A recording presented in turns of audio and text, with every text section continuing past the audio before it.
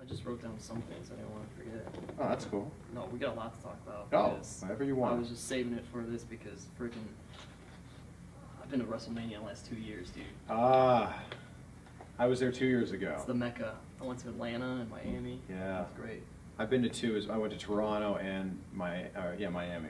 I had tickets to go to Atlanta, and my friends. It's a good one. I don't really have wrestling friends here, and so I had no one to go.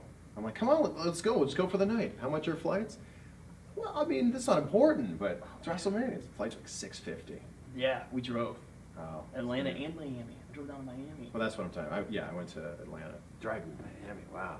Yeah. Wow. It was a good time. We probably went for the weekend. We were, when we found out it was going to be The Rock and Cena, we were like, oh, kind of got to go. Yeah. And then you're like, it's in Miami? Yeah. Not go to Miami. Yeah. I was fortunate that when The Rock came here 3 weeks before, I got to interview him. Yeah. And that was like, I knew I'd never get that access at WrestleMania. Yeah, that's probably true. They'd take, fan access would have given us interviews, but not something like that. It would have been the same as if you were a fan. Yeah, well, we had, they gave us like, the ability to interview anyone that was there when we went last year in Atlanta, which was cool. But you don't get the big names. Yeah. They're like, oh no, the Undertaker's too busy. And you're like, oh, but I want to talk to him. Because the little kid in you comes out, Oh, absolutely. You're like, oh man, The Rock? Yeah, exactly. My mom I used to get my mom to watch wrestling with me just because she thought The Rock was attractive.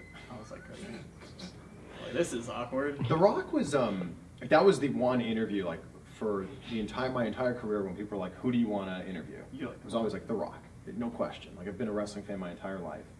I've always looked up to The Rock. And then I got in the room with him, and he wasn't The Rock that you see on TV. No, he's not. He was like, he's still like, looks the same and seems the same, but he was like really low key. I was expecting him to have one of those classic Michael Cole promos where he like, shut your mouth, jabroni, like, all this stuff on me. And he was just like, hey, how are you, man? Just did like this the whole time. Like I'm doing. Yeah, and I stupidly, I go, is it okay if I call you The Rock? And he's like, yeah. I'm like, no, we're not off to a good start. Well, because, like I interviewed Queen Latifah, and you don't call her Queen Latifah. What do you call her? What, by her real name. What is her real name? Like, that's a great question. I can't remember. But, Yeah, well, like and he did make Danica. He made that whole big stink, like, oh, I'm going to switch to Dwayne Johnson instead of being The Rock. Yeah, to have some credibility. Right. But it was like, can I call you Rock? Yeah? Oh, okay. We're off to that kind of start here. I guess Triple H isn't really like the game either, though. When you talk to him, from what I understand, he's just like, everybody says actually he is like almost like a teddy bear. I could see that. To him. But like, I've talked to The Miz several times, I've become good friends with him, and The Miz is awesome. Yeah, well, but The Miz, you have to understand, like, he grew up obviously in Parma and everything, but yeah. The whole time he was on the real world, I can talk, and like all those challenges, he was creating The Miz, but it was him. It's essentially just a rip-off of The Rock, though. It is. It's a very cheesy rip-off of The Rock, and he still gets to be the guy he was growing up, Yeah. Like we wrestled as like kids when we were brothers, and we had backyard brawls and basement brawls, ceiling tiles bashing over each other's heads, and he's that. He's just that kid in a man's in a man's world now. Yeah, which is awesome. That's all my buddies love him. My one He's buddy, great. My one buddy made a 9-year-old cry in Atlanta because The Miz beat John Cena, and he was wearing his Miz T-shirt. He's like, "Yeah, it's like awesome!" This kid just starts weeping, and then another 11-year-old kid just comes up, and starts punching him. And we're like, wow, it's out of hand. Yeah, instigating fights. Kids are intense for John Cena. I don't know what to tell you. Are you taping? Yes, I'm recording this. All right, we'll start the real interview. Great. The shotgun mic picks it up? Yeah. Oh, that's yeah? great. It's a fantastic shotgun That's mic. awesome. In the studio, yeah, it'll pick up everything. Cool. I do all my awful promo videos with that shotgun mic. I gotta do one today. I think I'm gonna do one as Romney today.